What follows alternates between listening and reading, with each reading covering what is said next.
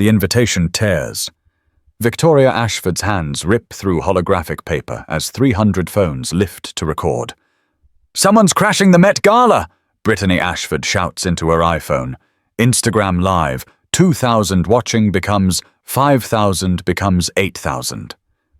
The crowd circles tighter around Amara Williams, 25 years old, standing alone in her Target blazer while Manhattan's richest close in. "Zoom in on her shoes," someone whispers. "Those are from Payless." The laughter spreads fast. Amara's chest tightens, not from their mockery, but from remembering her mother's words before the cancer took her. "Baby, they'll always test you first. Let them." She forces her shoulders straight as Victoria waves the shredded invitation pieces. "Security!" Victoria's voice echoes off marble walls. "Remove this woman immediately." The crowd presses closer, hungry for humiliation. Behind Amara, the Golden Donation Board lists Marcus Williams. $10 million, but no one's looking at that. They're all watching a young black woman surrounded, documented, judged. "My name is Amara Williams," she says into the wall of phones. The security guards step forward. In 60 seconds, everything changes. The security guards hesitate. They're not mall cops or nightclub bouncers. They're ex-NYPD, trained to read situations. And something about this doesn't sit right. The young woman isn't drunk, isn't causing a scene, isn't doing anything except standing there while 300 of New York's wealthiest record her humiliation. "Ma'am, we need to see some identification," the larger guard says, his voice professional but uncertain. Victoria Ashford's patience snaps like over-tightened wire. She doesn't belong here, obviously. Look at her. She gestures at Amara's outfit with the kind of disgust usually reserved for finding insects in food. This is a $10,000 a plate gala, not a community college fundraiser. Her son Richard III steps forward, scotch in hand. That particular Manhattan swagger that comes from never having a job interview. "Mother's right," he says, loud enough for the phones to catch.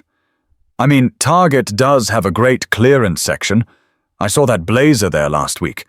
$29.99, wasn't it?" The crowd laughs because that's what crowds do when someone powerful makes a joke at someone powerless's expense. Brittany's live stream hits 12,000 viewers. Comments flood the screen faster than anyone can read. This is so cringe. Why's she even there, though? Security needs to do something. But wait, who is she really? The chat moves too fast to follow, everyone adding their judgment to the digital pile. Amara's breathing stays measured, but her mind races back to 6 months ago, her father's corner office overlooking the Hudson. "The Ashford deal is our largest acquisition," Marcus had said, reviewing the contracts. $750 million. They need us more than we need them. Their debt's catastrophic. She'd studied their financials, seen the desperation hidden behind their old money facade. 3 properties in foreclosure, personal guarantees on corporate debt, the family fortune hemorrhaging faster than a severed artery. Why bail them out? She'd asked. Her father's answer was simple. Because I can. Patricia Carter pushes through the crowd, her silver hair and emeritus pin from Columbia Medical giving her passage. "Victoria, stop this immediately. You're making a mistake." But Victoria's too deep in her performance to hear reason.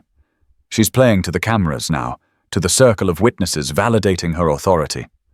"Patricia, darling, we can't have people wandering in off the street. What would our donors think?" She doesn't notice how several of those donors have started to edge away, uncomfortable with the scene but unwilling to intervene. "Call someone," Victoria commands Amara, voice dripping condescension. "Call whoever you think can vouch for you. Let's settle this properly." It's a trap, of course. In Victoria's mind, this young woman will fumble with her phone, make excuses, maybe cry. That's how these things go. The powerful challenge, the powerless crumble. The natural order maintains itself. Amara reaches for her phone with steady hands. The crowd leans in, phones adjusting for better angles. This is it. The moment of truth. The climax of their entertainment. She scrolls through her contacts, past the names that would mean nothing to them, straight to the one that would mean everything. The phone rings once. "Hi, Dad," she says, voice carrying clearly through the hushed circle. "Yes, I'm at the Met Gala. No, everything's not okay. Mrs. Ashford tore up my invitation. Yes, the same Ashfords. Could you come? And bring Jennifer. Thank you." The silence that follows is profound, not the comfortable quiet of an audience waiting for the next act, but the suffocating stillness of people realizing they might have miscalculated. Brittany's hand shakes, making the live stream wobble. The viewer count keeps climbing. 18,000, 21,000, 24,000. Comments have shifted tone. Did she say Ashford? Wait, the Ashfords? Jennifer sounds like a lawyer name. Oh no, oh no, oh no. Richard III is the first to break, his swagger evaporating. "Mother," he says quietly. But Victoria waves him off. She's committed now, can't back down in front of everyone. "Nice try," she says, but her voice has lost its edge. "Anyone can make a phone call. Anyone can pretend. He'll be here in 5 minutes." Amara interrupts. "His office is 3 blocks away. Williams Technologies. Perhaps you've heard of it. You're signing papers tomorrow morning. $750 million. She doesn't raise her voice. She doesn't need to.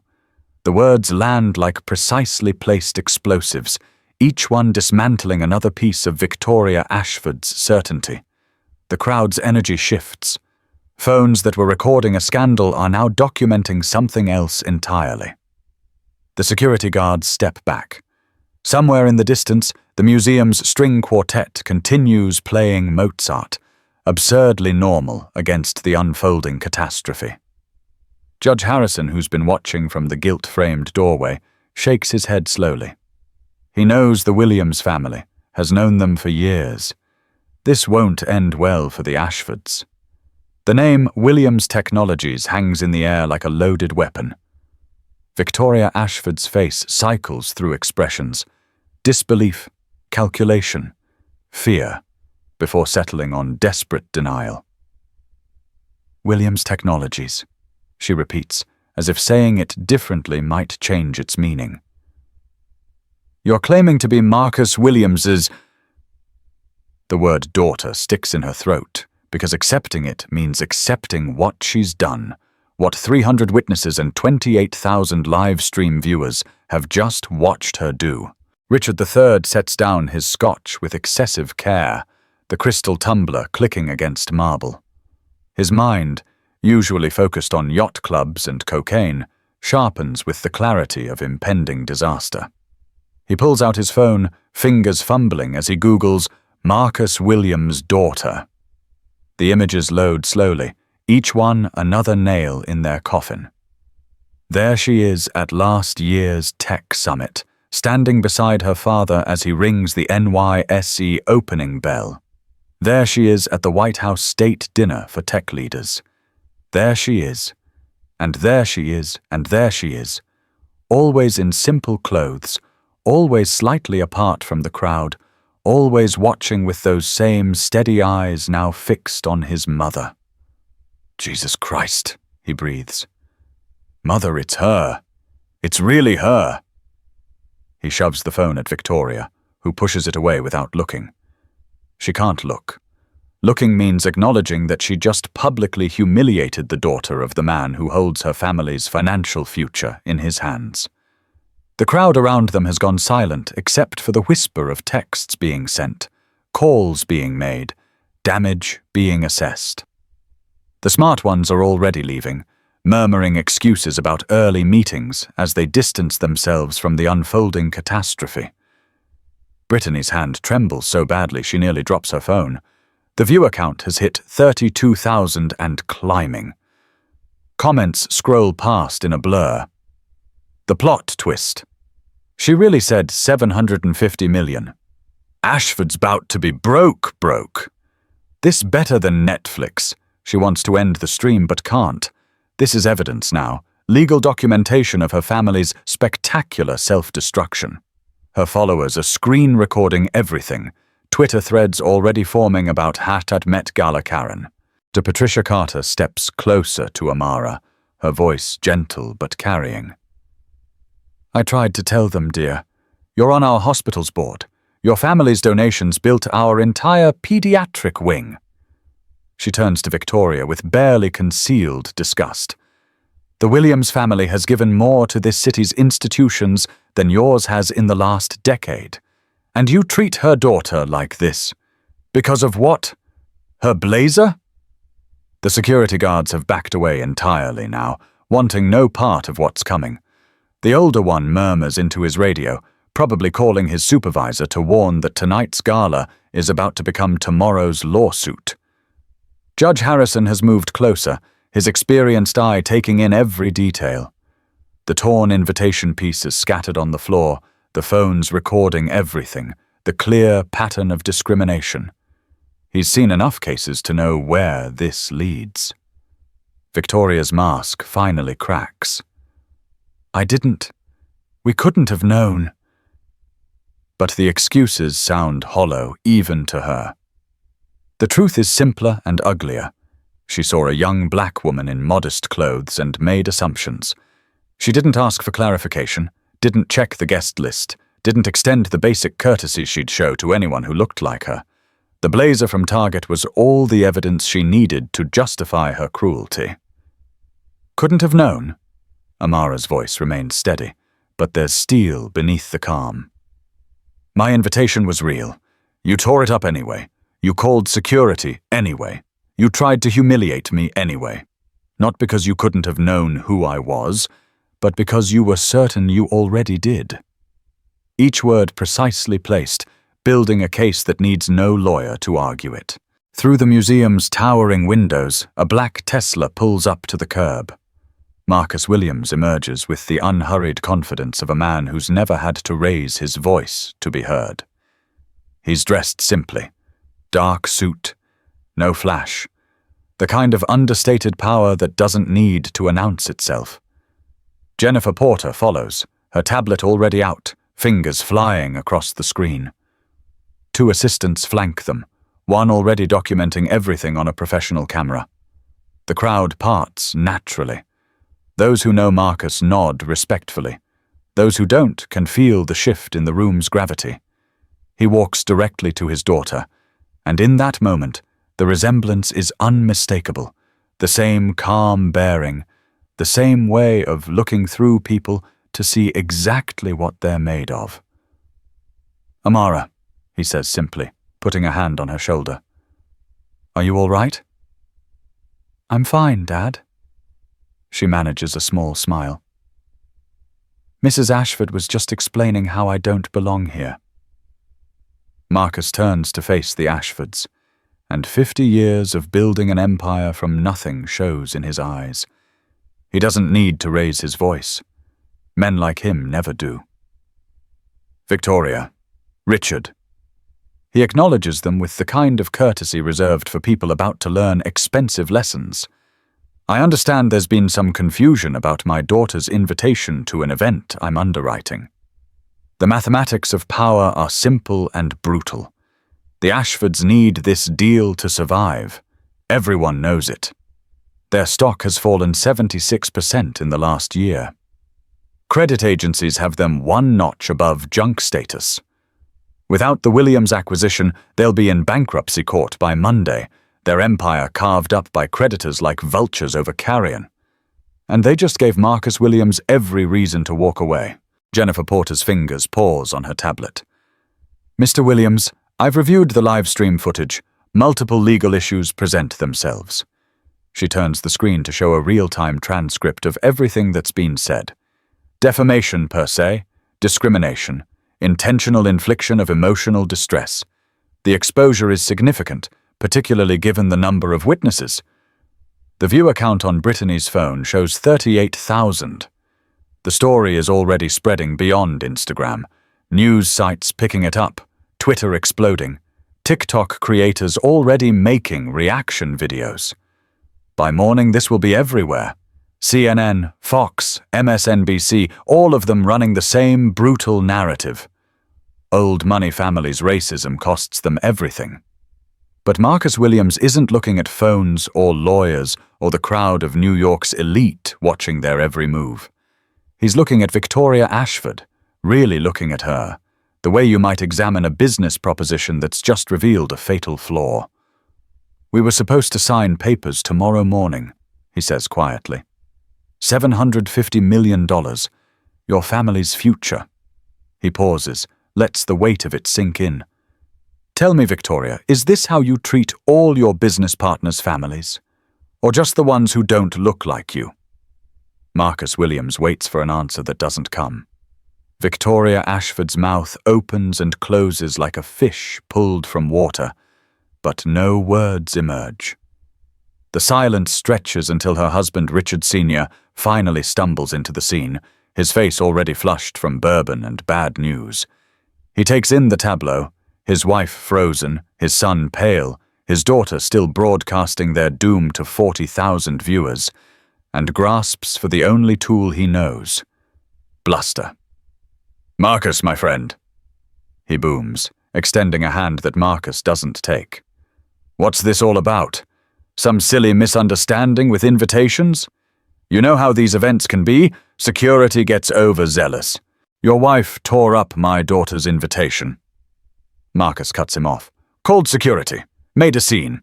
Your children participated." He gestures minimally toward Richard III and Brittany, who both shrink under his gaze. "This wasn't confusion. It was cruelty." Jennifer Porter steps forward, tablet in hand. "Mr. Ashford, I think you should see the numbers." Her voice carries the particular satisfaction of a lawyer about to deliver devastating news. "Your company's acquisition agreement, Section 47B, the Morals Clause. Any action that materially damages the reputation or business interests of Williams Technologies constitutes immediate breach." She turns the tablet to show a rapidly updating dashboard. Current social media reach, 2.8 million impressions. Major news outlets picking up the story, 12 and counting. Estimated reputational damage to Williams Technologies by association with your family, significant and climbing. The math is brutal in its simplicity. The clause was supposed to protect the Ashfords, prevent Marcus from backing out over minor issues. Instead, they've handed him a gift-wrapped exit that no court would challenge. Richard Sr.'s bourbon-glazed confidence evaporates as he processes what this means. Without the acquisition, they have 72 hours before their largest creditor calls in a $400 million note. The house in the Hamptons, gone. The Manhattan penthouse, gone. The family name that opened every door in New York for 5 generations, worthless. The board meeting. Richard III whispers to his father. Tomorrow morning. They already scheduled a no-confidence vote. The color drains from Richard Sr.'s face. He'd thought he had the votes to survive, but that was before his wife publicly humiliated their financial savior's daughter. Board members are probably watching the live stream right now, texting their lawyers, calculating exactly how fast they need to distance themselves from this disaster. Dr. Patricia Carter speaks into the growing panic. "I believe what Mr. Williams wants to hear is an apology. A real one. Not excuses about misunderstandings, but acknowledgement of what actually happened here." She looks pointedly at Victoria. "You made assumptions based on appearance. You acted on those assumptions cruelly and publicly. The very least you owe is honesty about that." But Victoria Ashford has spent 60 years never apologizing for anything that matters. The words stick in her throat like broken glass. Around them, the gala continues in surreal normalcy. Waiters circulate with champagne, the quartet plays Vivaldi, donors discuss tax write-offs, while at the center, an empire collapses in real time. Brittany's phone shows 42,000 viewers. The hashtag Ashford Meltdown is trending nationally.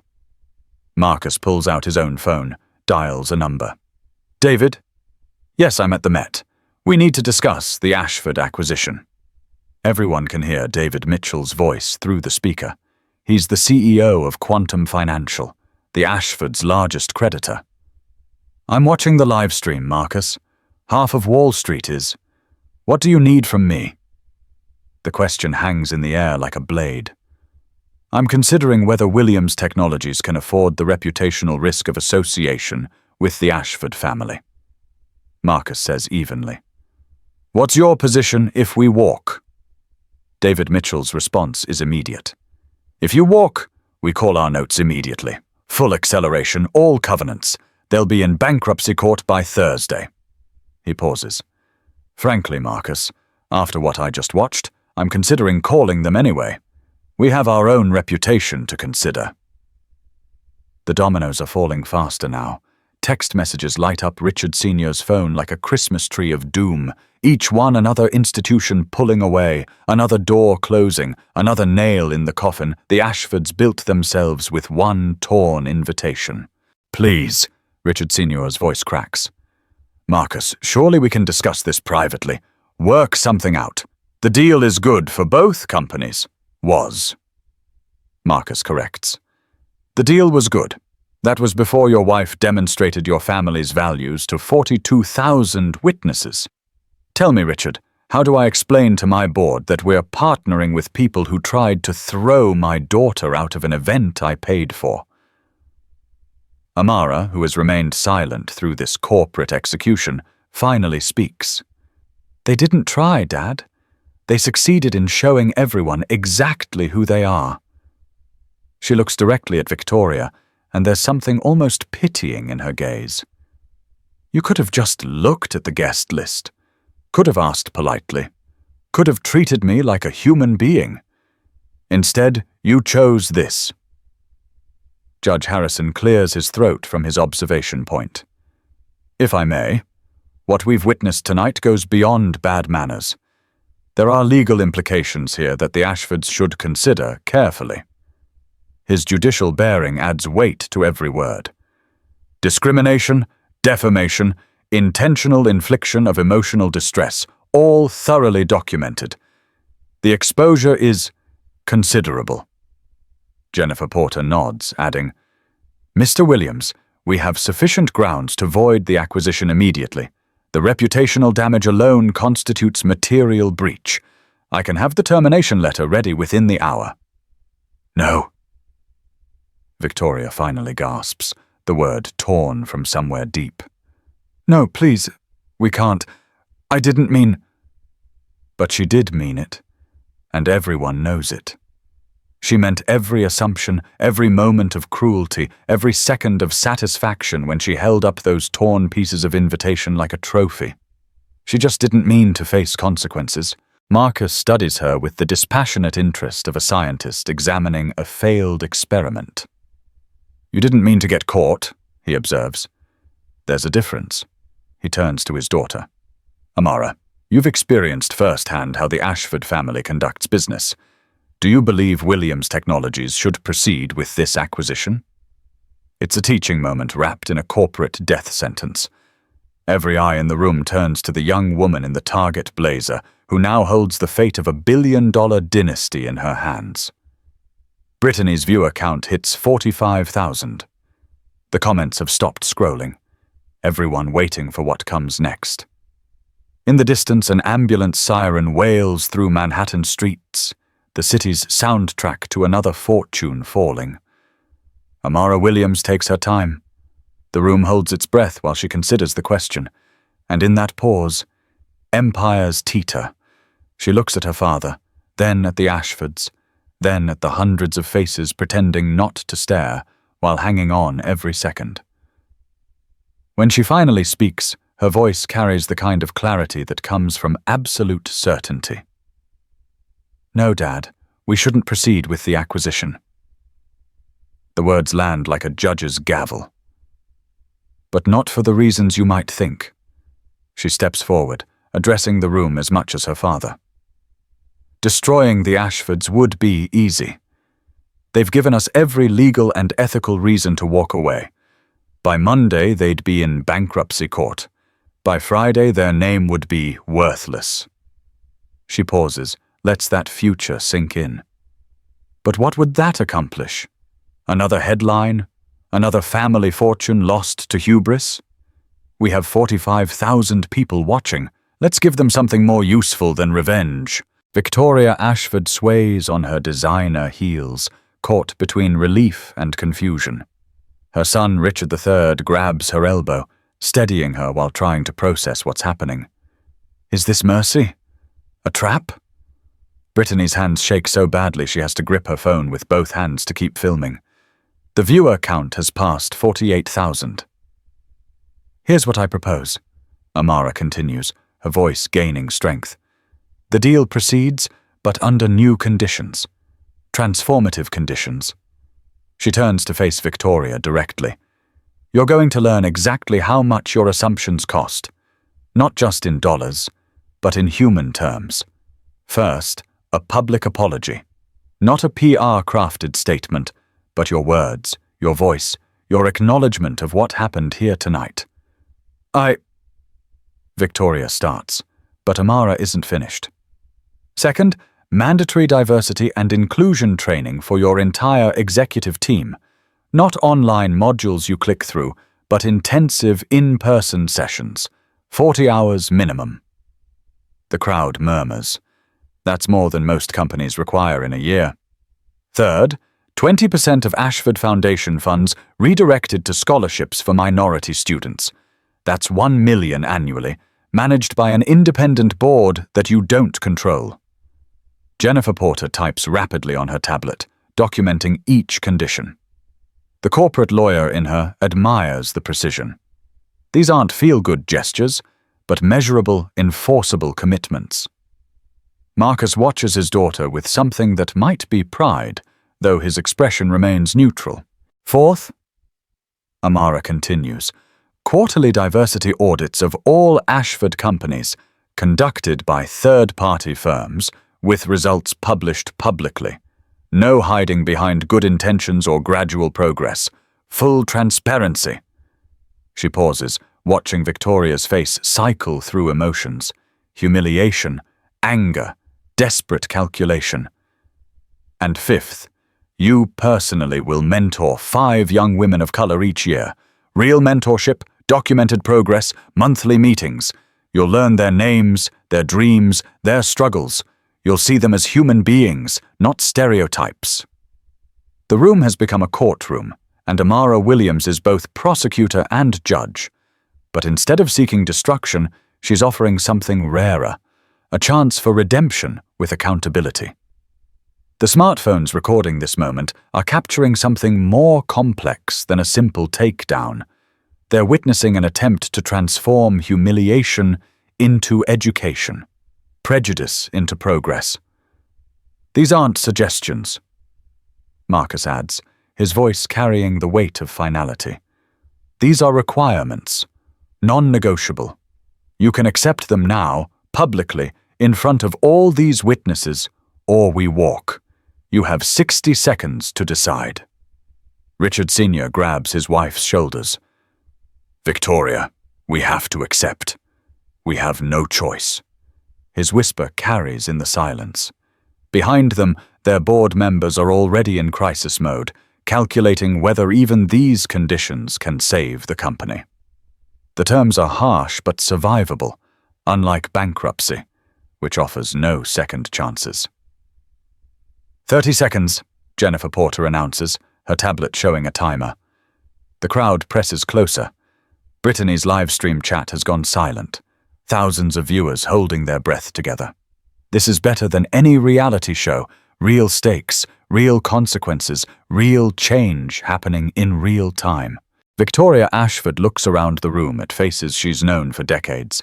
Some show sympathy, others satisfaction, most just curiosity about what she'll choose. The donation board behind them still glows with Marcus Williams' name, a golden reminder of who really has power here. Her empire, built on generations of privilege, balanced on her next words. 15 seconds. I accept, Victoria whispers. Louder, please, Amara says. Everyone needs to hear. Victoria raises her head, forces her voice to carry. I accept. All conditions, all terms. Her voice cracks but continues. And I apologize. To you, Amara, for my assumptions, my cruelty, she struggles for the word, my racism. I was wrong. Completely, unforgivably wrong. The words hang in the air like a confession in church. Brittany automatically turns her camera to her mother, broadcasting this breakdown of everything she's known. Comments flood back. She actually said it. History being made. This is bigger than just one family. The apology is a start. Amara responds. The real work begins tomorrow, and we'll be watching. They'll all be watching. She gestures to the phones, the witnesses, the digital jury that will hold the Ashfords accountable. Every quarterly report, every scholarship recipient, every young woman you mentor, it all gets measured, documented, shared. You wanted to make a spectacle of throwing me out. Instead, you've created a spectacle of change. Marcus steps forward, extending his hand to Richard Sr. The deal proceeds. Same price, new terms. Jennifer will have the amended contracts ready by morning. The handshake feels different this time. Not a partnership between equals, but a careful agreement between teacher and student, with the whole world serving as witness. The agreement hangs in the air like smoke after fireworks. Victoria Ashford stands in the exact spot where Amara had been surrounded, but now she's the one encircled by judgment. The phones that had zoomed in on Amara's target blazer now focus on Victoria's trembling hands, her smeared mascara, the collapse of 6 decades of carefully maintained superiority. Brittany keeps filming, but her usual commentary has dried up.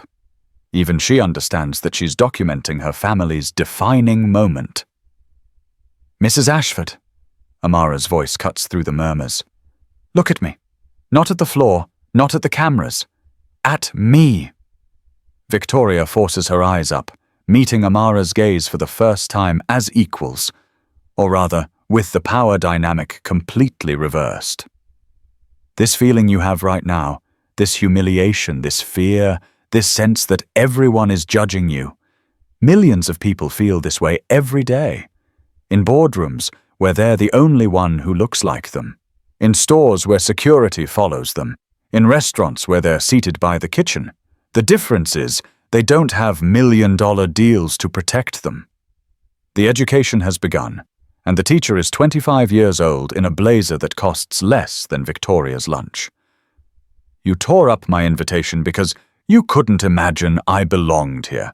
But belonging isn't about clothes or connections or the color of someone's skin. It's about contribution. My family's contribution is on that board. $10 million to keep these doors open. What's yours, beyond your name? Richard III winces at the question's precision. He knows the answer. The Ashford Foundation's donations have dwindled as their fortune evaporated. They're here on reputation fumes, trading on a legacy built by people long dead. His mother's cruelty wasn't just personal, it was projection, attacking in others what she feared in herself. Not belonging anymore. Judge Harrison steps forward from his observation point. Ms. Williams, if you'll permit me. He addresses the room with quiet authority. What we've witnessed tonight is more than a personal conflict. It's a crystallization of systemic issues that plague our institutions. The Ashfords aren't unique in their assumptions. They're just the ones who got caught. He turns to Victoria. Your real challenge isn't meeting these conditions. It's understanding why they're necessary. Dr. Patricia Carter adds her voice. I'll be volunteering to help oversee the scholarship program. My hospital sees talented young people denied opportunities every day because someone, somewhere, made the same assumptions you did tonight. Each scholarship will be a life changed. She pauses, letting the weight settle. That's what prejudice costs. Not just money, but potential. Futures. The next surgeon, engineer, artist who never gets the chance because someone looked at them and saw their blazer instead of their brilliance. Brittany finally speaks, her voice small but carrying clearly through her live stream. "Mom, I need to apologize too. I broadcast this for entertainment, for likes and views. I turned someone's humiliation into content." She swivels the camera to face herself. "To everyone watching, I was part of the problem, making a spectacle of judging someone. I promise to do better, to use this platform differently." Marcus Williams watches this unfold with the satisfaction of a chess grandmaster whose gambit has paid off. "The contracts will reflect every commitment made here," he tells Richard Sr. "Any breach, any failure to meet the specified metrics, and the acquisition reverts. The Ashfords get one chance at redemption. Use it wisely." "We will," Richard Sr. says quickly, but Marcus isn't looking at him. He's watching his daughter, who has turned a moment of personal attack into a masterclass in transformative justice. The young woman who stood alone 10 minutes ago now commands the room's complete attention, not through wealth or threats, but through the moral authority of someone who chose education over destruction. "I want to be clear about something." Amara addresses the wider crowd. "What happened tonight isn't unique to the Ashfords. How many of you have made similar assumptions? How many have stayed silent when you witnessed them?" Uncomfortable shifting ripples through the elegant gathering. This family will be held accountable because they were caught. But the real question is, what will the rest of you do when there's no live stream, no public pressure, no viral moment forcing your hand? The challenge lands precisely. These are people who sit on boards, run companies, make hiring decisions. They all have their own Victoria Ashford moments. Quieter, perhaps, but no less damaging. The donation board behind them suddenly seems less like a list of generosity and more like a question. What values are they really funding? "Change requires measurement," Amara concludes. "The Ashfords will report their progress publicly, but I challenge everyone here to examine their own institutions. How diverse are your boards, your executive teams, your donor bases? Post your numbers. Make commitments. Let sunlight disinfect the comfortable darkness of, 'We've always done it this way.'" The gala that began as New York society's standard self-congratulation has transformed into something unprecedented, a public reckoning with consequences that will ripple far beyond this marble hall. Several CEOs are already texting their teams, scheduling diversity audits for next week. The Ashford humiliation has become a mirror, and Manhattan's elite don't like what they see reflected. As security finally moves to restore some semblance of normal flow to the evening, Amara walks back to her father. "Ready to go?" Marcus asks quietly. She nods, but before they can leave, Victoria Ashford calls out one last time. "Ms. Williams, Amara, thank you for giving us a chance to do better. We won't waste it." The words sound strange in Victoria's mouth, unpracticed but perhaps sincere, or at least as sincere as desperation allows. "Prove it," Amara responds simply. "Not to me, to them." She gestures to Brittany's phone, still broadcasting to the world. "They'll be watching." 6 months later, the Metropolitan Museum hosts another gala. The same crystal chandeliers cast the same light, but everything else has changed. The donation board now displays not just dollar amounts, but impact metrics. Williams Technologies, 10 amounts, 47 scholarships funded. Below it, smaller but significant, Ashford Foundation, 5 MN, 12 scholars sponsored, diversity score B+, improved from F. Victoria Ashford stands near the entrance, greeting guests. The designer gown remains, but the imperious attitude has been replaced by something harder earned: humility. When a young black woman in a modest dress approaches with an invitation, Victoria doesn't just wave her through. She stops, makes eye contact, introduces herself. "Welcome to the Met. I'm Victoria Ashford. Thank you for joining us tonight." Brittany's transformed social media platform streams the evening to 800,000 followers.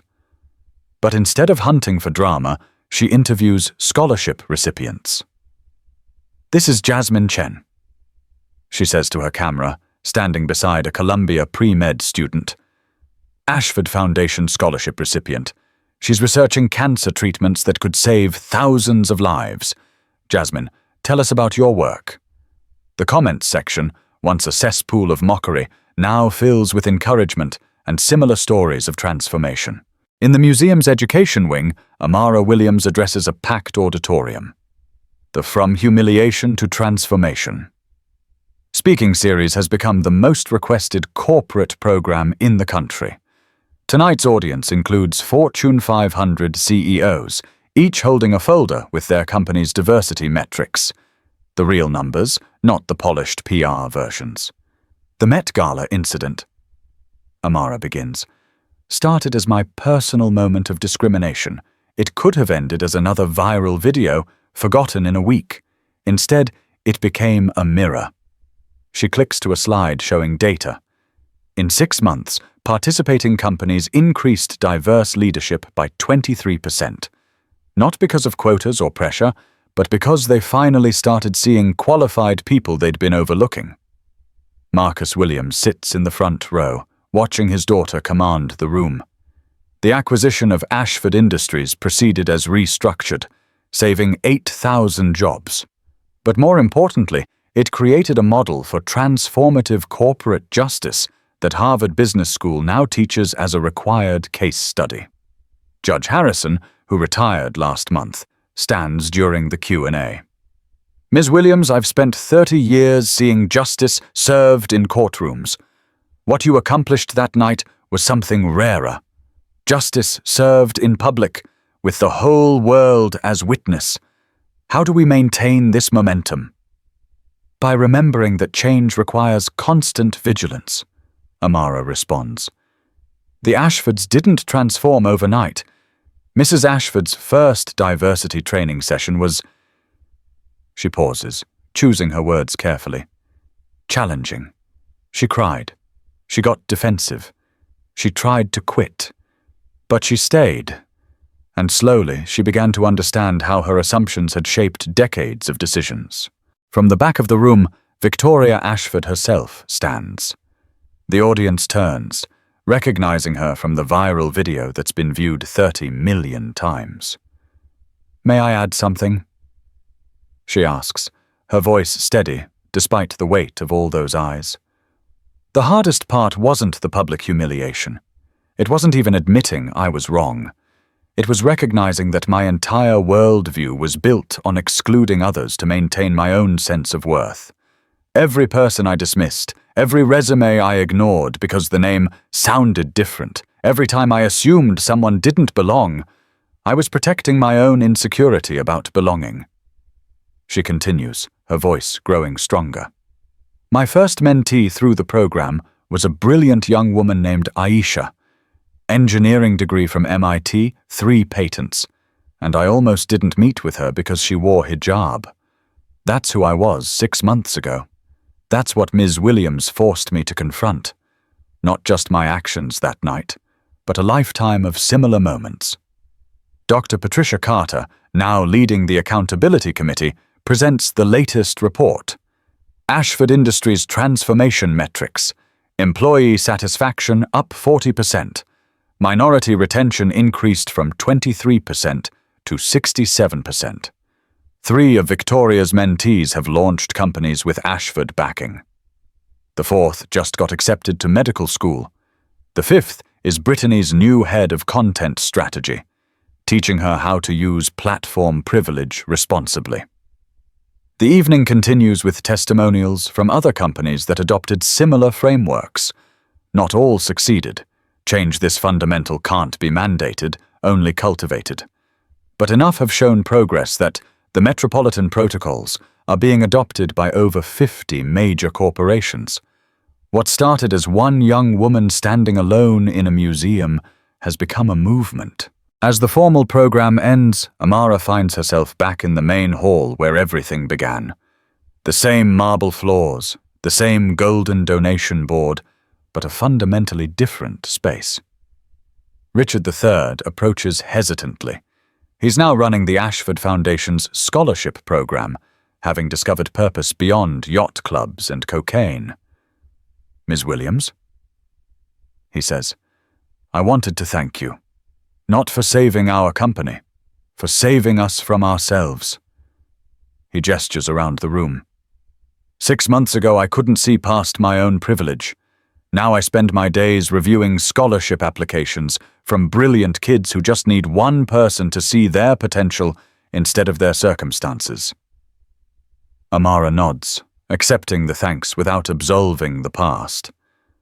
"Remember that feeling," she tells him, echoing her words from that night. "Use it, build on it, and when you're tempted to slide back into old patterns, because everyone is, remember that 45,000 people watched you mock my blazer. They're still watching to see who you become." As she prepares to leave, Amara passes the spot where Victoria tore up her invitation 6 months ago. A small plaque has been installed. "On this site, prejudice met accountability. Change began with confrontation. Progress continues with commitment. The Metropolitan Museum, in partnership with those brave enough to transform." Brittany catches it all on camera, broadcasting to followers around the world. The viewer count doesn't matter anymore. What matters is the message. That power isn't about keeping others out, but lifting others up. That humiliation can become education. That even the most entrenched prejudice can be confronted, documented, and transformed. One torn invitation, one difficult conversation, one measured commitment at a time. The night that could have ended with destruction became instead a beginning. Not perfect, not complete, but genuine in its attempt to turn a moment of shame into a movement of change. 2 years have passed since the Met Gala incident. The Ashford acquisition succeeded beyond financial projections, but its true value can't be measured in dollars. What started as one woman's humiliation has evolved into corporate accountability frameworks adopted by over 100 companies across the United States. Not perfect, not universal, but undeniably real in its impact.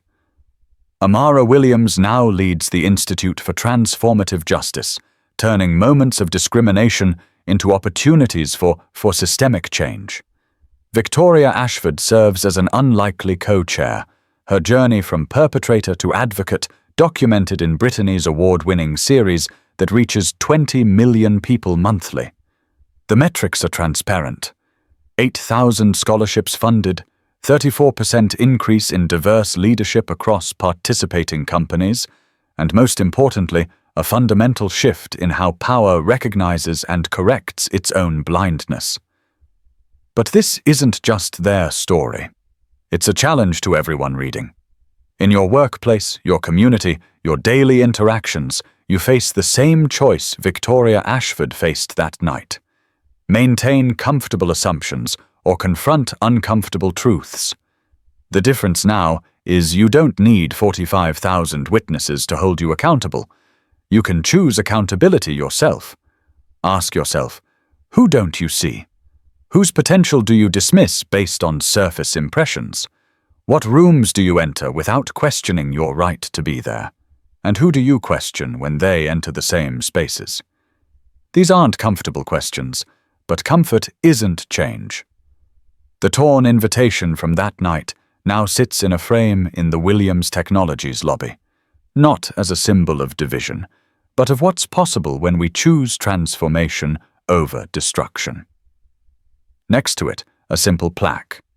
Every act of discrimination is an invitation to do better. The question is, will you accept? The world is watching. What will you show them?